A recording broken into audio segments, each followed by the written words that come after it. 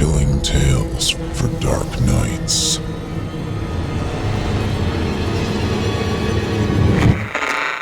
Want to make sure you never miss a Chilling Tales for Dark Nights video again? Be sure to subscribe and hit that bell to turn on notifications.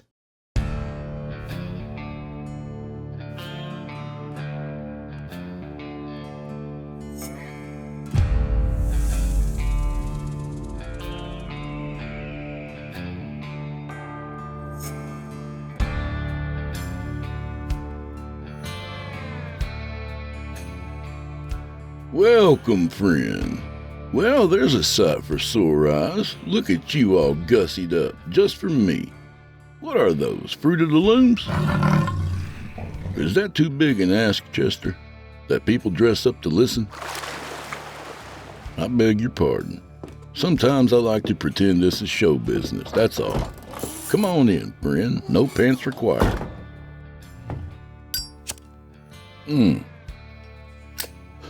All right.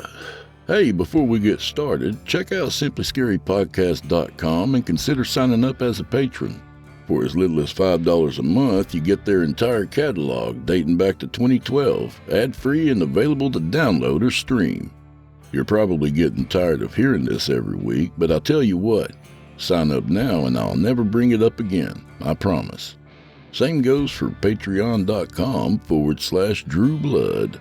All right, friends, smoke 'em if you got 'em and drink those glasses to the bottom, 'cause your old buddy Drew Blood has a tale to tell. And tonight, our tale comes courtesy of R.K. Kombrinck by way of our pals at Velox Books.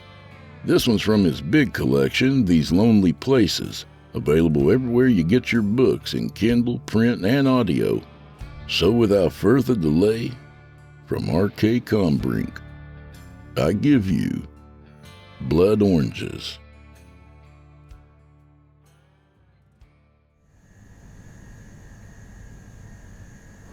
So, what's that tattoo all about?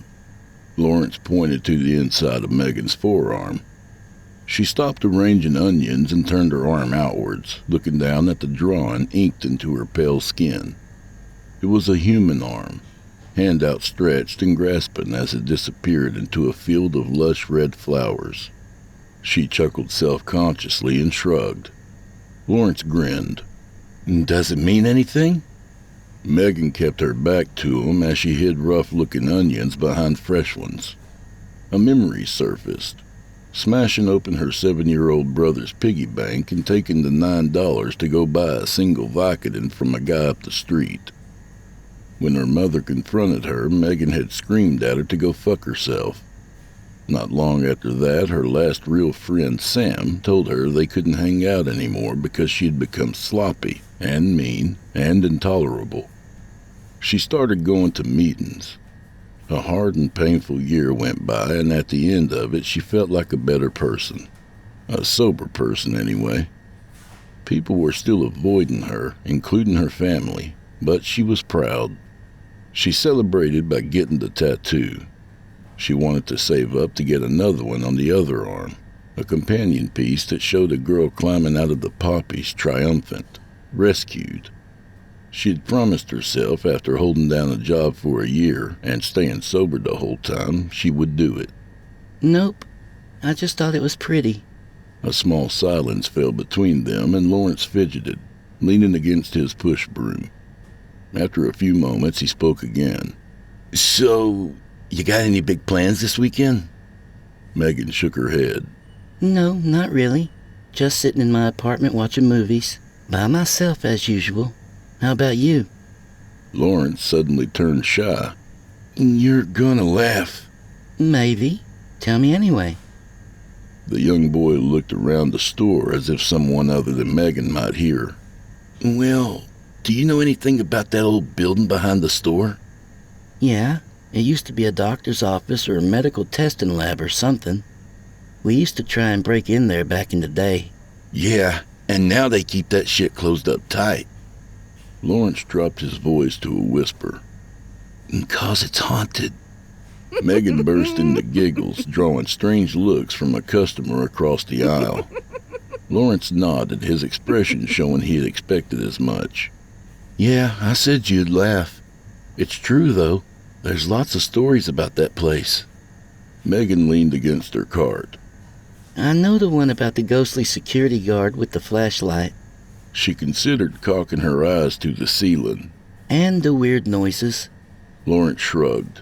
You forgot about the evil hippies. Evil hippies? Yeah, like the Manson family.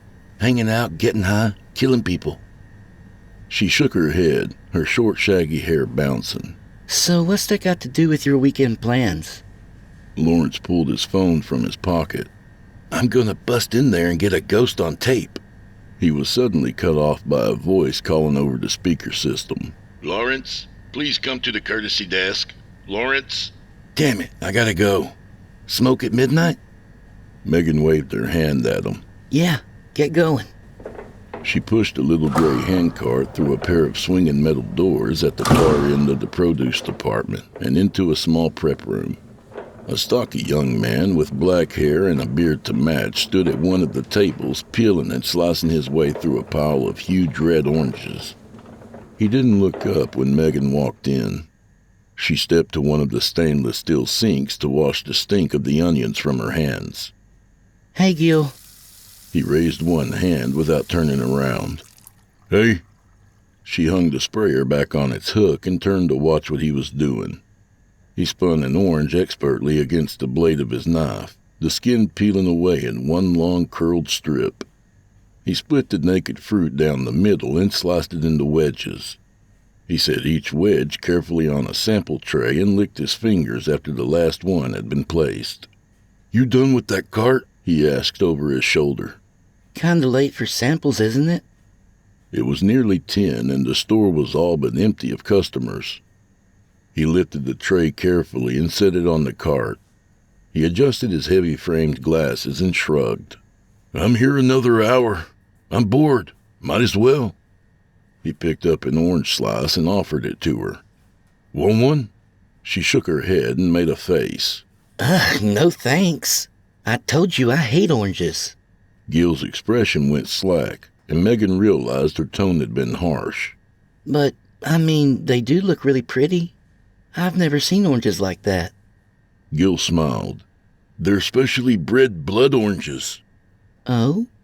She was already bored.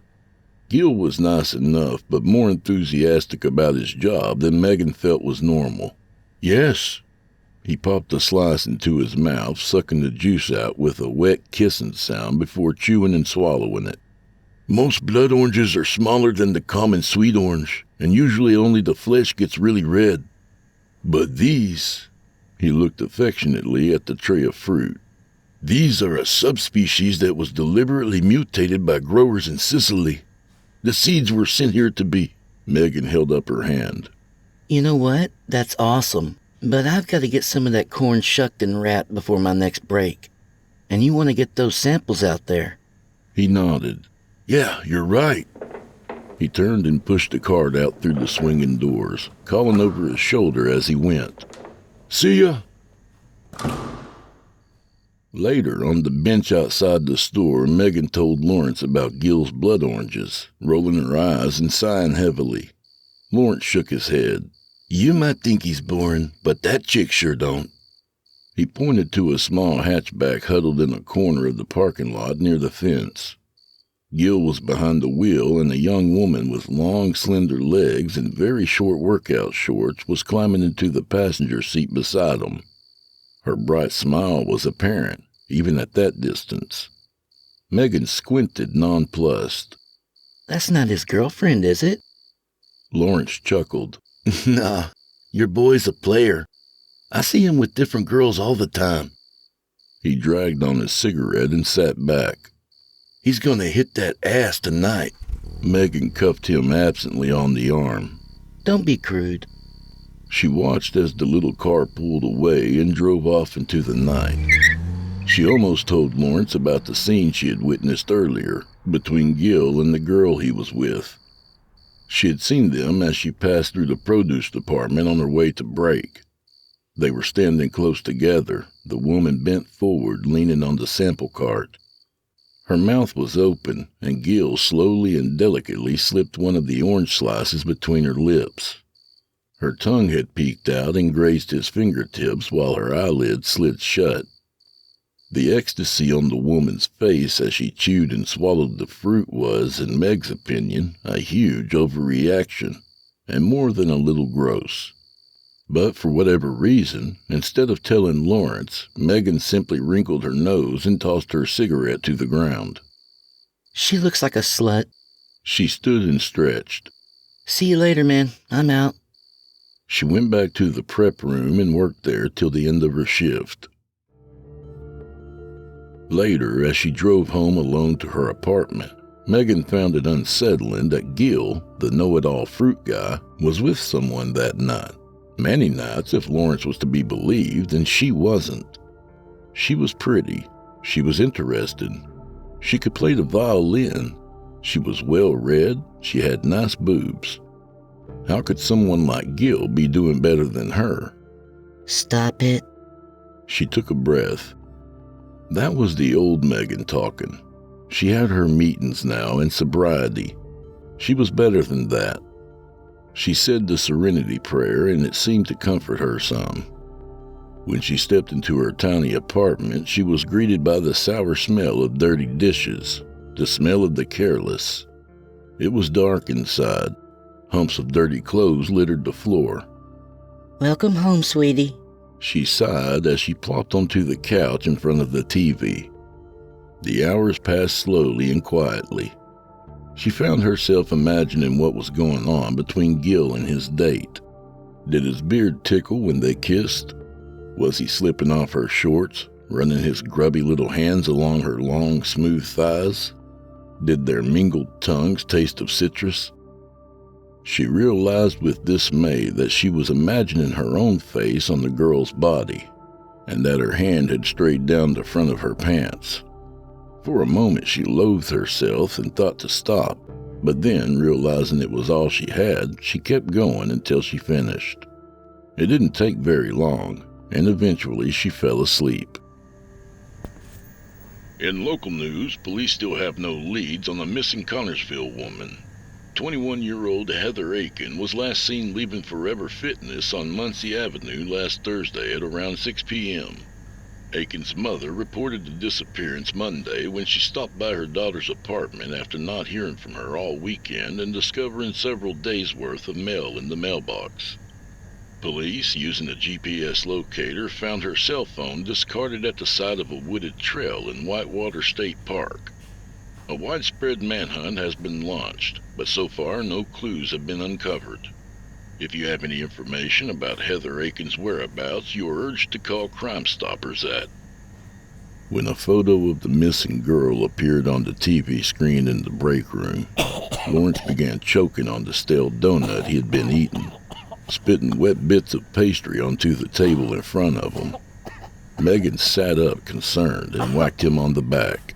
Hey man, you okay? The bag boy took a swig of his soda bottle and sputtered. He looked at her with wide, haunted eyes.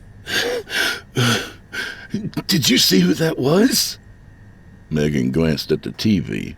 The girl's picture was still showing. She was pretty in a blonde, ordinary way. Something about her smile was uncomfortably familiar. I don't know. Maybe. Who is she? Lawrence pointed to the screen and spoke in a harsh whisper. That's the chick that left with Gil the other night, man. Megan looked again. The story had already changed, but now that he had said it, she thought he might be right.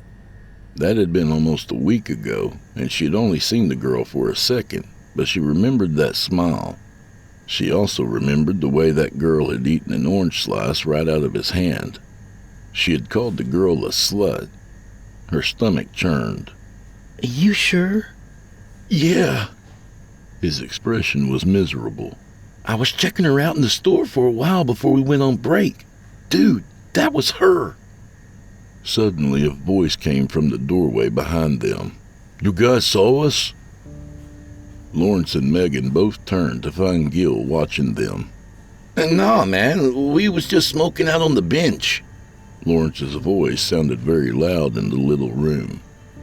Still, she was pretty hot. That your girlfriend? Nope. She's a friend of a friend. She just needed a ride home. This chick on the news looked dead on her, man. Dead on her. Lawrence looked down at his hands, fidgeting. Maybe your friend ought to check on their friend. Gil's expression remained blank. She's fine. Megan felt a dull ache begin to throb at her temples. She wanted a Vicodin. Her body yearned for a dark room, some low music, her pills and a glass of vodka to wash them down with. The walls seemed to shrink and their conversation had become overbearing. She needed to get away. She stood from the table and pulled her apron over her head. Well, fellas, I'm gonna get back to work. Before she could get out the door, Gil fixed her with his tiny eyes, reversed magnified behind thick lenses. Hey, Meg, I've got a bunch of those orange slices set out on the sample tray. Could you wheel it out to the floor? She gave him a lame thumbs up and headed to the prep room. She found a tray all ready with the beautiful red slices arranged in concentric circles, like seductive little smiles. Beads of moisture clung to the scarlet rind, and the flesh was swollen with juice. Megan's throat convulsed with the taste of bile. A painful morning vomiting up what felt like gallons of orange juice not so long ago had robbed them of their appeal. Her headache intensified. She pushed the cart out the swinging doors and left it next to a display piled high with bags of mandarins and tangelos.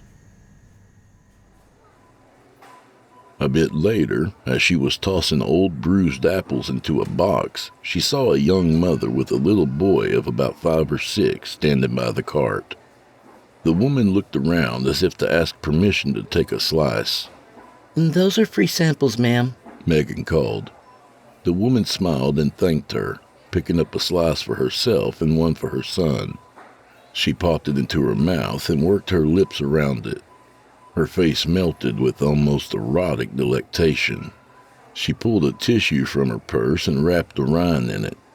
She grabbed one more slice, then 2, and began pushing her cart down the aisle. Megan was amused to see the little boy look at the orange slice, sniff it, and drop it to the floor. Kids got good taste, she thought, turning back to her work. She forgot all about the woman and her son until the next afternoon. The Channel 11 news van was parked in front of Brindle's supermarket with a cameraman and reporter standing at the ready. They ignored Megan as she strolled past her on the way into the store.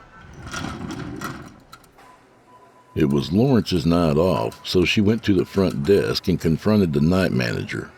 Heidi, what's up with the news people out there? Some kid got left here last night. His mom just walked off into the ozone.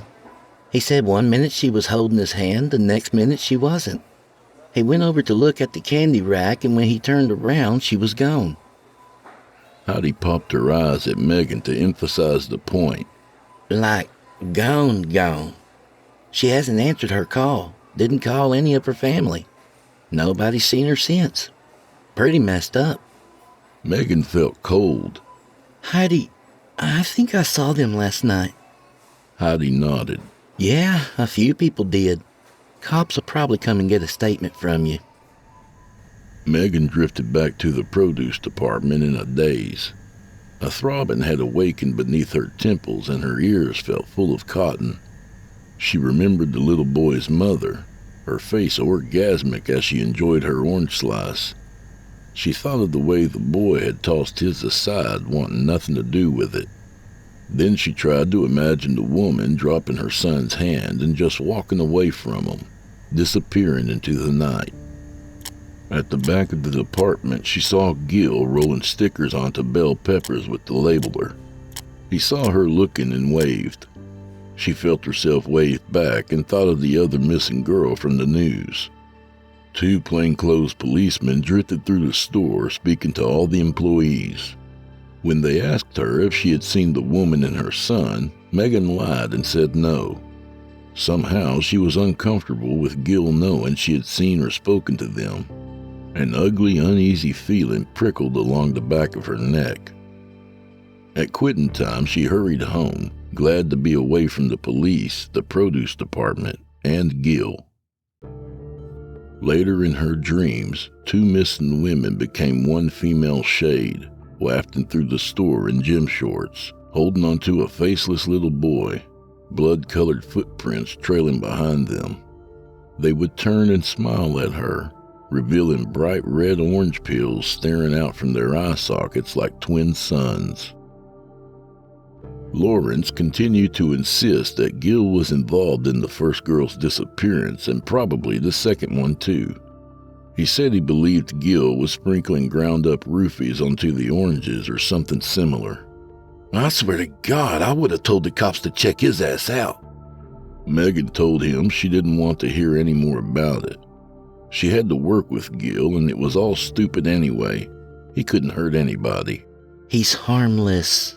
Her mouth went dry when she said this, but she held that line fiercely. Lawrence wouldn't drop it, though. He claimed to have seen Gil hanging around the building next door, creeping in the shadows.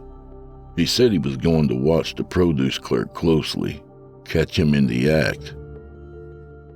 As the weeks passed, Megan began taking fewer breaks with the bag boy. Instead, she stayed in the prep room by herself, munching on chips from the vending machine till her 15 minutes were up. Sometimes Gil would join her, delivering unwanted sermons on the cultivation of fruits and vegetables.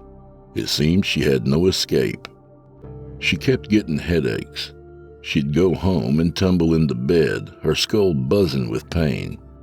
Then another girl disappeared. Her name was Melissa, and it happened on the night that Megan called off work, which she'd begun doing more and more frequently. Brindle's supermarket wasn't mentioned in the news, but the last place anyone had seen the pretty college freshman was the little ice cream stand across the street. People often stopped there after grocery shopping. Megan's headaches got worse. One night, she heard her name squawked out on the intercom. Megan, please report to the upstairs office. Megan, to the upstairs office. The upstairs office belonged to the store manager, Mr. Keel. He almost never stayed in the store that late. Megan couldn't imagine why he would call her up there. She looked to Gil, who was wrapping tomatoes in little styrofoam trays. Wonder what's up? He glanced at her, then looked back at his hands. Dunno. Better go see. She made her way to the front of the store, wiping her hands on her apron. Lawrence lounged at the end of the checkout lane. He waved as she passed and mouthed the words, "Sorry, man." She walked up the steps and entered the office. Sitting behind the cluttered desk was Mr. Keel. Megan, have a seat. He gestured to the plastic chair in front of the desk. Megan nodded and sat wordlessly. Mr. Keel cleared his throat and continued. Megan, this is probably the hardest job a manager has to do. He talked about dedication to one's job, staying focused, being on time, being at work when one was scheduled. During his speech, Megan just stared down at her tattoo, the arm outstretched, reaching for help from beneath a sea of red flowers. She thought of what it meant, thought about the companion piece she was going to get on the other arm after holding down a job for a year sober. So much for that. When she came down out of the office, she refused to look at anyone. She took her apron off and dropped it, right there on the floor in front of the customer service desk. She turned and started for the door. Lawrence came up behind her, putting his hand gently on her arm. Hey, man, you okay? She pulled away from him and snapped. Get the fuck off me! His hand dropped and she shuffled out of the store alone. Megan stopped doing laundry and quickly ran out of clean clothes. After a while, she wore dirty ones or none at all. It didn't matter much. She was barely leaving the apartment. She had not found a new job yet, and the end of the month was fast approaching. She didn't care. Her headaches continued, and it took most of her energy to keep from giving them the medicine she knew they so badly wanted.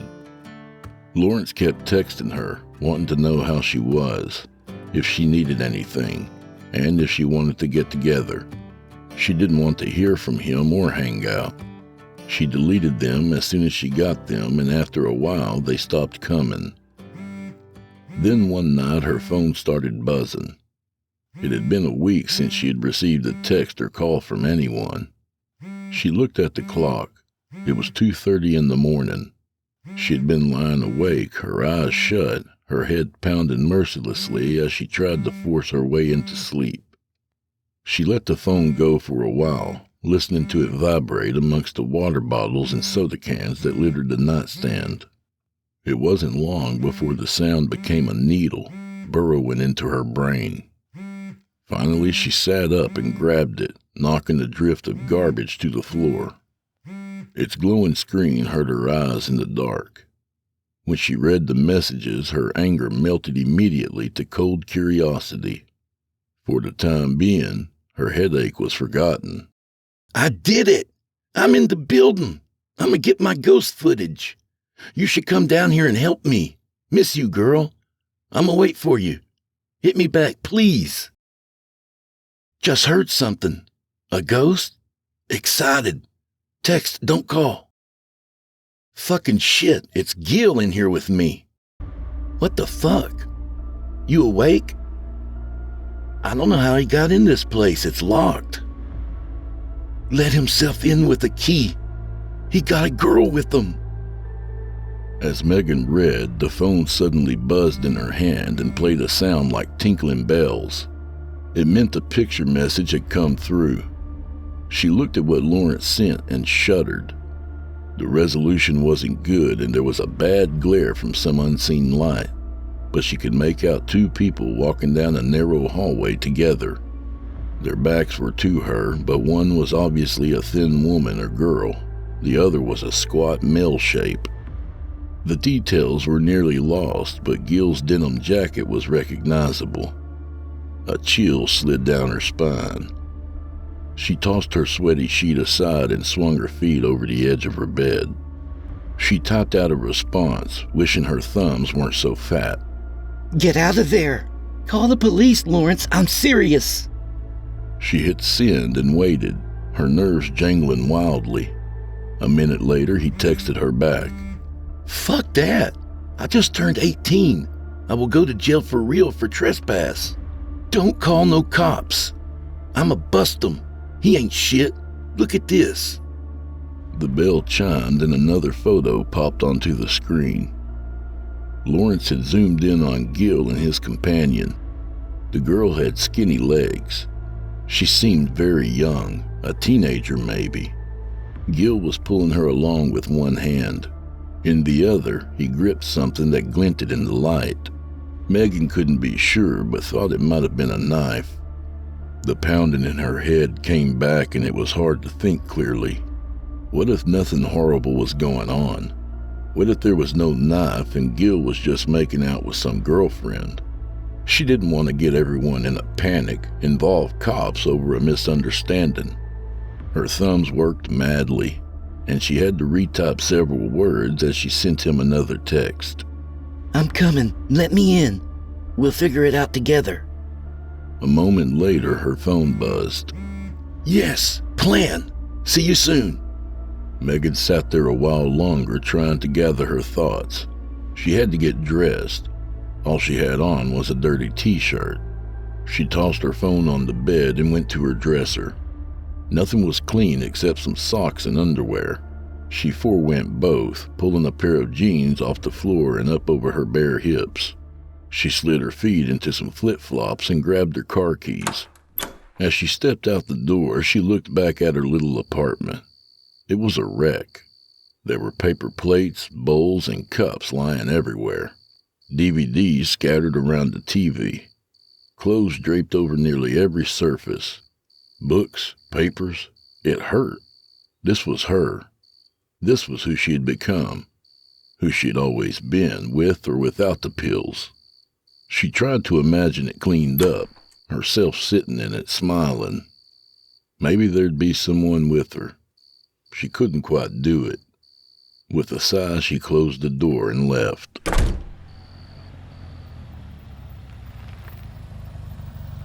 She pulled into Brindle's and parked at the back of the lot. There was a fence around the building, but long ago, kids had torn a corner loose on the side where it bordered the grocery store. There were only 5 other cars on the lot, 4 of which belonged to the store employees. Megan never understood why they stayed open 24 hours anymore. People shopping late at night would rather go to one of the big, well-lit superstores. This place was honestly a little spooky. She hurried to the hole in the fence and dropped to the ground. She came through on the other side and stood up. The building loomed above her, a mute box of brick, 4 stories tall. There were windows that went around the top 2 floors, but the bottom 2 were blank, except for graffiti. She knew from past experience that there were 2 doors around back. She crept through the heavy shadows and tall grass, around the corner to the rear of the building. Broken glass, beer bottles, mounds of cigarette butts, and countless condoms littered the rocky courtyard. There was a bitter stab of nostalgia, and Megan smiled in spite of herself. She walked up to the nearest door and found it wedged open with a brick, revealing a thin line of deep black. She approached cautiously and whispered into the opening. Lawrence, hey, where are you? There was no answer. She reached into her pocket, intending to text him, and realized she didn't have her phone. For a moment, she considered going back to look for it in the car, but remembered that she had tossed it on the bed when she put on her pants. It suddenly occurred to her that she hadn't brought anything useful. All she had was a tiny LED pin light on her keychain. She held it up and pressed the button. The bright blue beam was woefully small, but it was the best she had. With a deep breath, she pulled open the door and stepped inside. Lawrence! Lawrence! Megan continued to whisper his name every minute or so as she headed nearly blind down the hallway. She listened for footsteps or voices, but heard nothing. Not even the rustling of rodents. The place was silent. She slid one hand along the wall next to her and eventually rounded a bend into a wider space. Shining the little light around revealed a small lobby. There were 2 moldering vinyl couches and a set of elevators. Megan swung the tiny blue beam across the silent doors and discovered a stairwell rising up into a dark passage. Lawrence? Her whisper echoed and faded. There was no answer. Both her heart and her head were pounding. She slipped into the stairwell, swallowed by the gloom. Step by step, she made her way up. The only sounds her clanging footfalls. She reached the first landing and tried the door. It was locked. She looked around, unsure whether or not to go on. She had nearly decided to leave when she heard a noise from somewhere above. Just a momentary voice, not even a word, just a sound. There one moment, then lost to the dark, but real. She licked her lips, uncertain, and started up the steps to the 3rd floor. She reached the next landing and stopped. Thin white light shined from somewhere nearby. The door was ajar. Something was propping it open. A foot, shoved between the door and the wall. It dangled at the end of its ankle, limp and lifeless. Megan recognized the red Adidas with the loose white laces. Oh my God, Lawrence! She dropped to the floor and pushed the door away from his body. She climbed into the hallway and was nearly blinded by the sudden presence of fluorescent ceiling lights. She patted her hands along his torso until her fingers found the warm, red, sticky mess at his side. His shirt was ripped, the flesh beneath spongy and raw. He didn't move. His chest was still. The pain in her skull pressed against the back of her eyes, and she squeezed them shut until it subsided a little. She looked at Lawrence's face. His eyes were open and dazed. She pushed her fingers beneath his jaw, trying to find a pulse. She felt nothing. She didn't need to. She knew by looking at him that he was dead. Tears began streaming down her cheeks, and soon she was rocking and sobbing, clutching at the dead boy. This went on for what felt like hours, but eventually Megan became still. An idea struck her. His phone. She didn't want to, but she reached into the hip pocket closest to her. All she found was spare change in a small baggie of pot. She tossed it to the floor and checked the other. It was empty. She couldn't face trying to turn him over to search his back pockets, and it was unlikely he'd put his phone there anyway. She scrambled around the hallway on her hands and knees looking for it. After a few minutes, she was sure whoever had killed him had also taken the phone. She stood and gazed down at him one last time. He'd been her friend, her only friend. I'm so sorry, Lawrence. Megan walked on past the body. Doors lined the hallway, one every 6 feet or so, and she read the nameplates that hadn't completely faded. Sequencing, extractions, UV, composting. Then, near the end of the hallway, they just became Lab A, Lab B, Lab C. She wondered what had gone on here before the doors had been locked up and the lights turned out for good. But the 3rd floor lights were on. What was going on here now? She reached the end of the hallway and stopped. Another passage crossed the one she was in, creating a T. The ceiling lights were off again, heading in either direction, but down the left-hand side there was a bright glow illuminating the walls. It wasn't fluorescent. In fact, it didn't seem man-made at all. It was like thousands of candles were burning down that way, except even that wasn't quite right.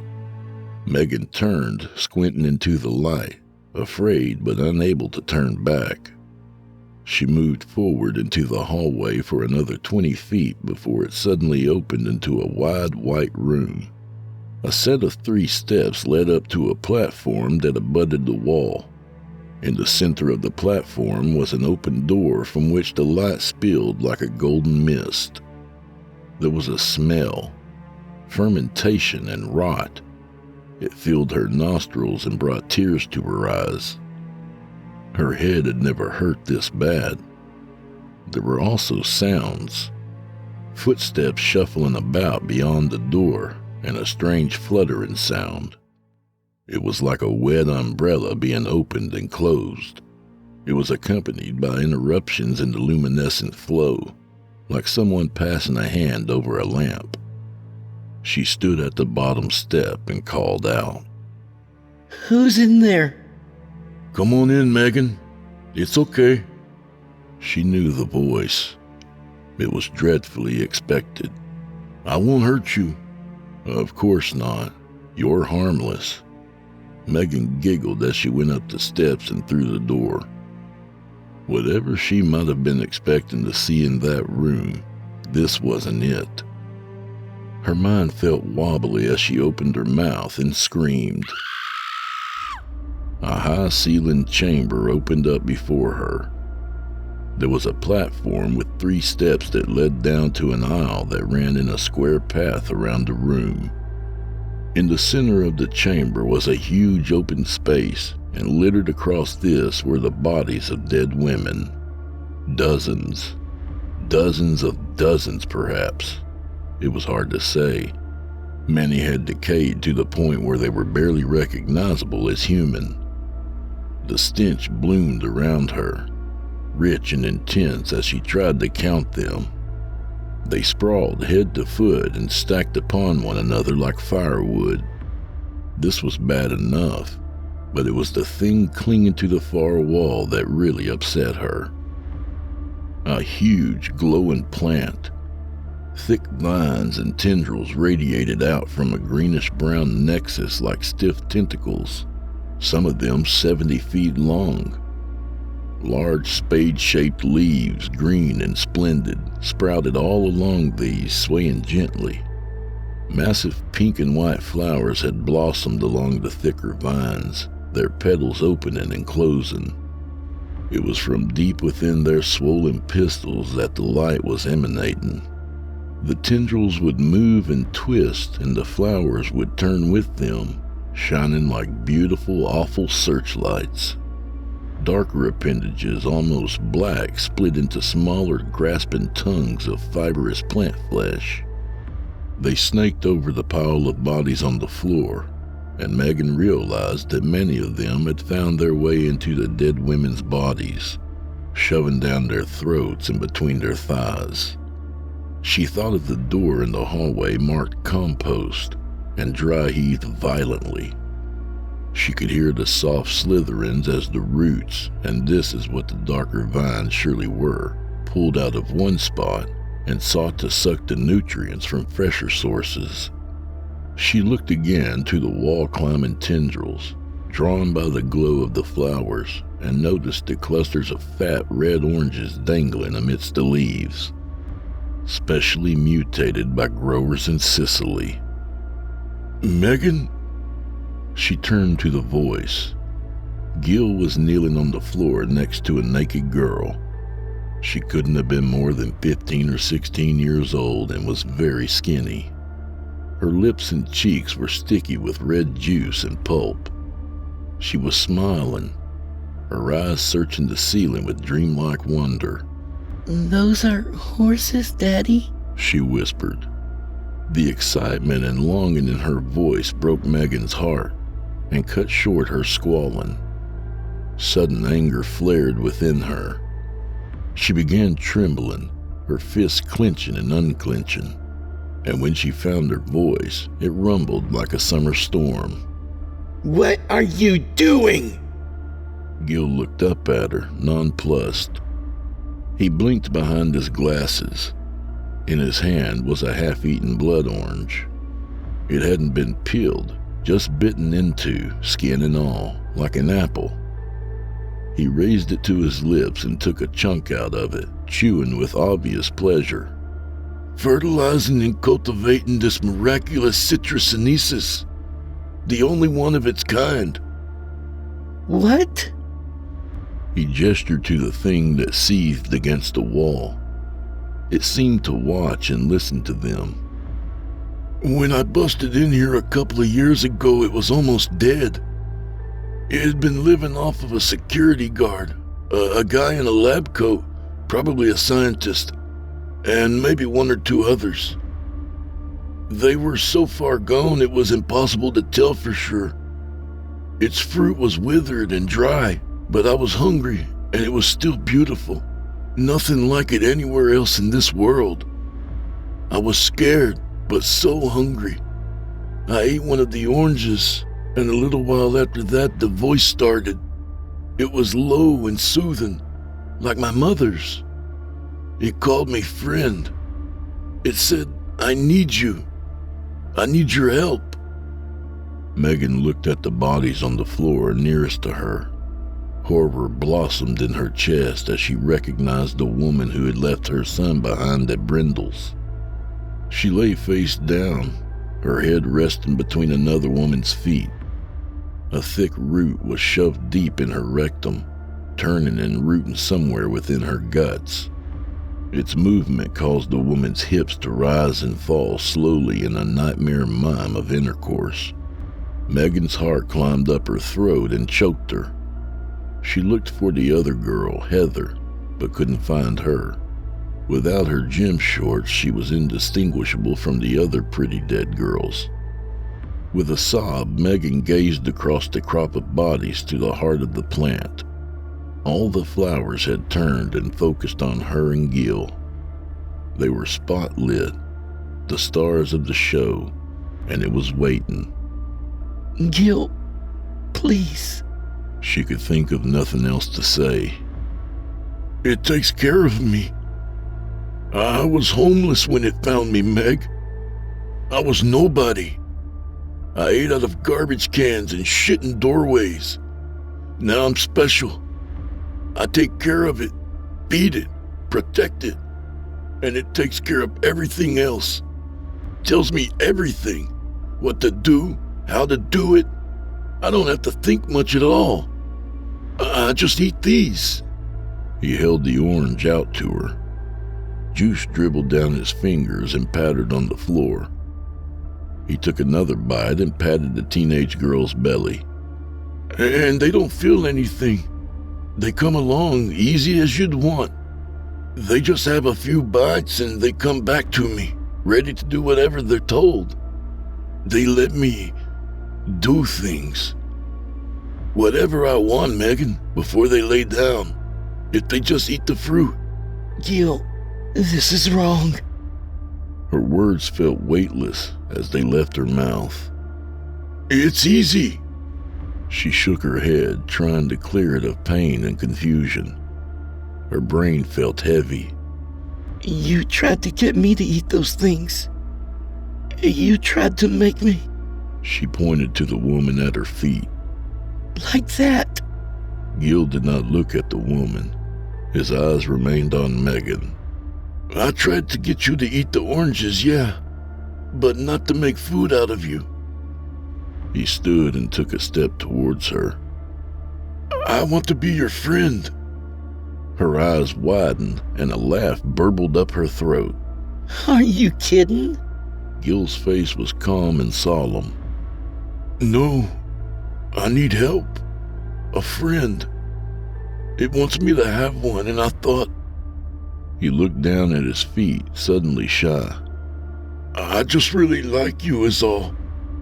When he said this, the monstrous flowers began opening and closing rapidly, causing light to strobe against the dark walls. Was it blinking or applauding? Megan couldn't tell. Gil took another step in her direction, and she found herself wanting to meet him. She looked down at the tattoo on her arm. Taking her pills, drowning in those sweet red poppies, had been like lying down on cool sheets, swaddled and cared for. She had lost all her friends, and her family had nearly given up on her. But so what? It had been so hard and so painful trying to escape their grip. She tried and had nothing to show for it but a filthy apartment and unwashed jeans. Suddenly Gil was right in front of her. He held the orange out to her, and she took it from him. The knife he had used to kill Lawrence lay beside the dream-struck teenage girl. Megan knew she could overpower him easily. He was shorter than she was, and he seemed weak, but she didn't make a move against him because the fruit was in her hand. She was Eve in the garden. Minutes passed. Juice dripped into her palm, and tears dripped down her cheeks. She looked up at Gil, who smiled at her, and she realized with dismay that she didn't know what she was going to do.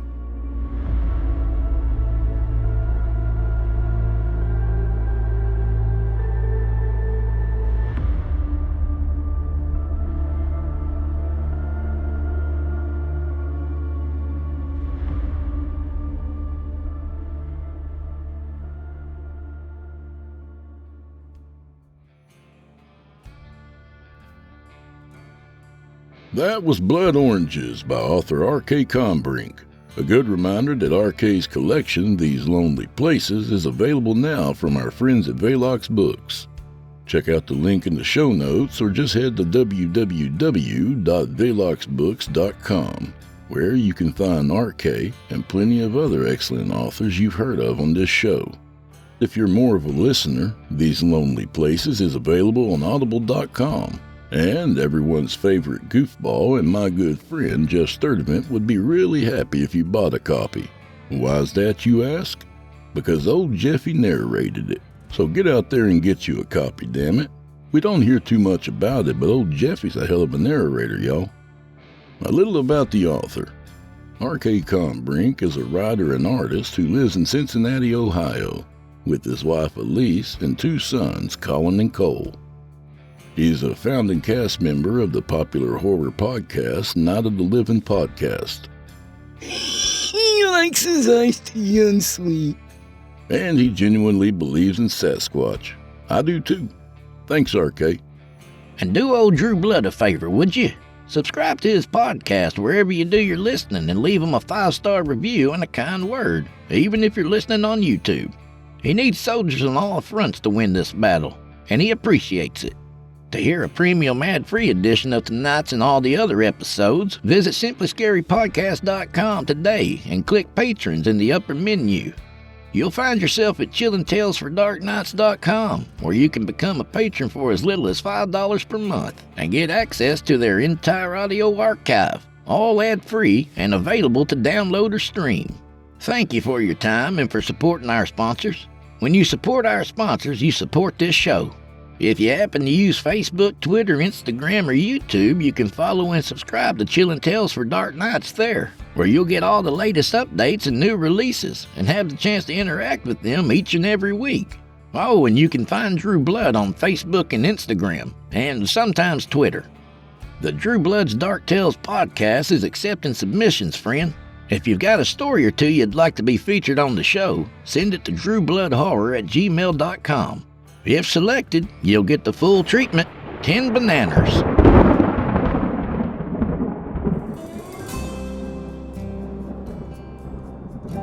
Well, I'm afraid this is where we part ways, at least till next week. So grab a drink for the road, friend. And don't worry about dressing up for me, as long as you don't mind walking home in your underwear.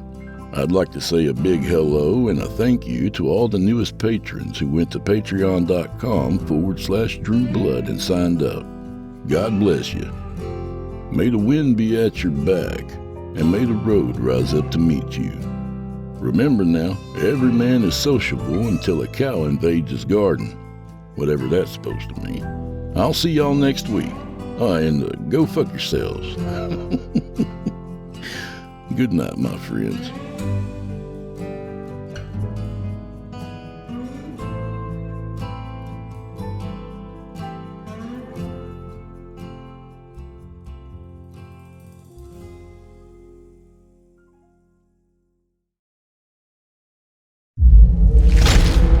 Chilling Tales for Dark Nights.